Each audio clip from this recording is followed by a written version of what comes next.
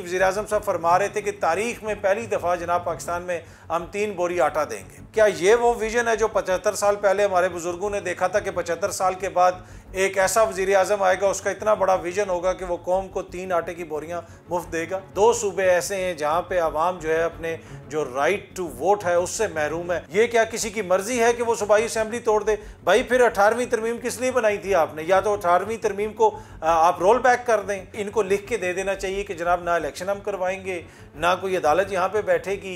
अदालत सिर्फ उसी दिन रात को 12 बजे खुलेगी जिस दिन मरीम नवाज साहिबा के चाचा की हुकूमत बननी होगी। जब आप इमरान खान को पेशी पे बुलाते हैं और जब आप इमरान खान के ऊपर दहशतगर्दी के मुकदमात दर्ज करते हैं और आप कहते हैं जी इमरान खान पेशी पे नहीं आ रही, अदालत में नहीं आ रहे, कि कोई नज़ीर मिलती है कि ऐसे मुकदमात किसी और लीडर के ऊपर इतनी बड़ी तादाद में, इतने भोंडे अंदाज में, इतने कम अरसे में दर्ज किए हों? ये लोग तो खुद ऐसी हरकत कर रहे हैं जब राना सनाउल्लाह साहब ये बयानात देंगे कि हम रहेंगे या तुम रहोगे।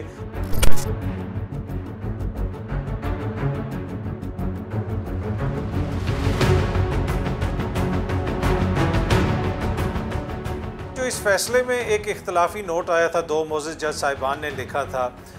कुछ तो होते हैं कि आप रिमार्क्स देते हैं कि केस के दौरान, उसके बाद फैसले के अंदर कुछ चीज़ें आप डिटेल से लिखते हैं, लेकिन ओवरऑल फैसला कौन सा इस वक्त फील्ड में?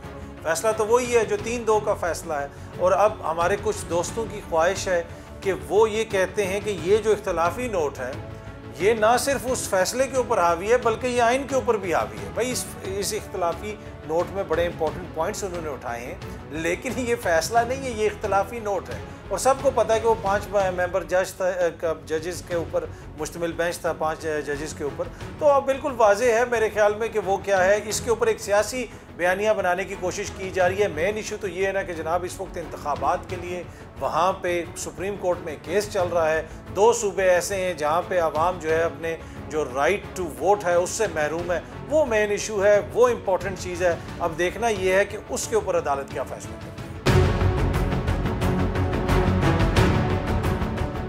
मेरे ख्याल में एक मेटाफोरिकली उन्होंने बात की होगी कि तनख्वाहें काट के भी 20 अरब इकट्ठे किए जा सकते हैं। पाकिस्तान का बजट आपको पता है हज़ारों अरब का बजट है और सिर्फ 20 अरब नहीं मिल रहे। और हो रहा क्या है इस वक्त? सबसे इम्पॉर्टेंट चीज़ ये है कि वफाक सूबों के ऊपर जलगार कर रहा है। 18वीं तरमीम का क्रेडिट लेने वाले 2 सूबों के अंदर इलेक्शन करवाने के लिए तैयार नहीं है। आज कौमी असम्बली का इजलास हो रहा है, वहाँ पे भी क्या हो रहा है जी, अदालत ने ये कर दिया वो कर दिया, क्योंकि इन्होंने सूबाई असम्बलियों के इंतखाबात नहीं करवाने। मोअज़्ज़िज़ वफाकी वज़रा खड़े होते हैं, हुकूमती इत्तेहाद खड़ा होता है कौमी असम्बली के अंदर, वफाक के अंदर। वो ये कहते हैं ये क्या किसी की मर्जी है कि वो सूबाई असम्बली तोड़ दे? भाई फिर 18वीं तरमीम किस लिए बनाई थी आपने? या तो 18वीं तरमीम को आप रोल बैक कर दें, या फिर आप कह दें कि सूबे जो हैं वो वफाक के मातहत हैं, जो वज़ीर दाखिला कहेगा, जो वहाँ पे वज़ीर आला है उसने वही बात माननी है। ऐसे तो नहीं है। एक तरफ आप 18वीं तरमीम का क्रेडिट लेते हैं, दूसरी तरफ आप सूबों के ऊपर आपने जलगार की भी है। तो मेन मसला तो यहाँ पे सूबाई मसला है, वफाकी हुकूमत को क्या मसला है? ये मेरी समझ से बालातर है। इस हुकूमत की आपने देखा बहुत सारी नाकामियां देखी, और उसमें जो सबसे बड़ी नाकामी है वो है मौशी पॉलिसी। कुछ नाकामियां ऐसी होती हैं जो आम तौर पे आम लोगों को नज़र नहीं आती। देखें, हुकूमतें आती हैं, हुकूमतों में बहुत सारी ऐसी पॉलिसीज़ होती हैं जिनके ऊपर आप एतराज़ कर सकते हैं, लेकिन ये पहली दफ़ा एक ऐसी हुकूमत आई है कि जिसकी पॉलिसियों की वजह से बराह रास्त नज़र आ रहा है कि जो आवाम के ऊपर बोझ पड़ रहा है। और अब ये कह रहे हैं कि जी वज़ीर-ए-आज़म साहब फरमा रहे थे कि तारीख में पहली दफ़ा जनाब पाकिस्तान में हम 3 बोरी आटा देंगे। क्या ये वो विजन है जो 75 साल पहले हमारे बुजुर्गों ने देखा था कि 75 साल के बाद एक ऐसा वज़ीर-ए-आज़म आएगा, उसका इतना बड़ा विजन होगा कि वो कौम को 3 आटे की बोरियां मुफ्त देगा? इस नहज पे हम पहुंचे क्यों हैं, ये बड़ा क्वेश्चन है। ये जो ख्वातीन आज हमारी माएँ बहनें वहाँ पे लाइनों में लग के उनको बद इंतज़ामी का सामना करना पड़ रहा है, नारवा सलूक का सामना करना पड़ रहा है, उसकी ज़िम्मेदार इस हुकूमत की मौशी पॉलिसी हैं। उसकी ज़िम्मेदार इस मुल्क की जो मईशत है वो है, और इस मुल्क की मईशत को इस नहज पे कौन लोग लेके आए, वो पूरी कौम के सामने है।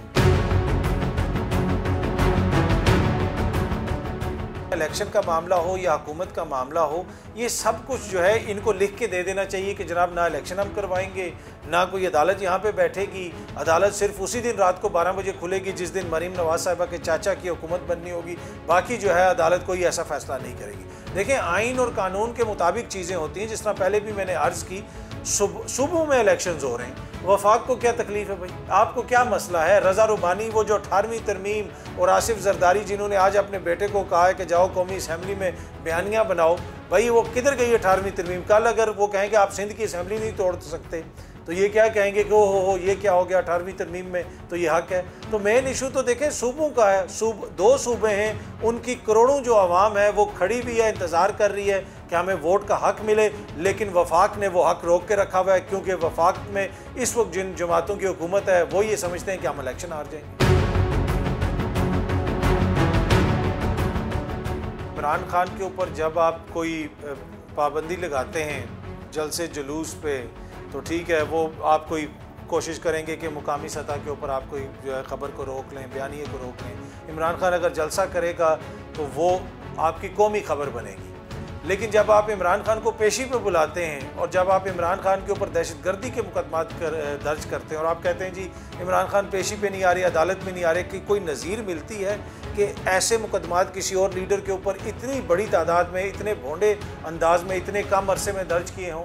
मैं ख़ुद उस दिन BBC वर्ल्ड पे जो इंग्लिश का चैनल है उस पर उन्होंने मुझे बुलाया हुआ था, और पहले वो प्रोड्यूसर साहिबा मुझसे पूछते नहीं बार बार क्या इमरान खान पे वो दहशतगर्दी का मुकदमा है, वो जो दहशतगर्दी करते। मैंने कहा जी बिल्कुल वही है। तो ये लोग तो खुद ऐसी हरकत कर रहे हैं। जब राना सनाउल्लाह साहब ये बयानात देंगे कि हम रहेंगे या तुम रहोगे, तो इंडिपेंडेंट जो अखबार है बरतानिया का, उसके ऊपर लगी हुई है ये खबर, लगी हुई है, हेडलाइन लगी हुई है कि इमरान खान को एलिमिनेट करने की बातें हो रही हैं। तो ये तो इस हुकूमत का रवैया है। देखें ये 90 की दिहाई तो नहीं है ना, आप सोशल वर्कर्स को उठा लें, आप सोशल एक्टिविस्ट को उठा लें, आप वकला को उठा लें, आप सियासतदानों को उठा लें, आप इसको उठा लें, उसको उठा लें, गैर मुल्की नेशनल्स को आप उठा लें, तो आप ये समझते हैं कि आलमी सतह के ऊपर उसका कोई रिस्पॉन्स नहीं आएगा?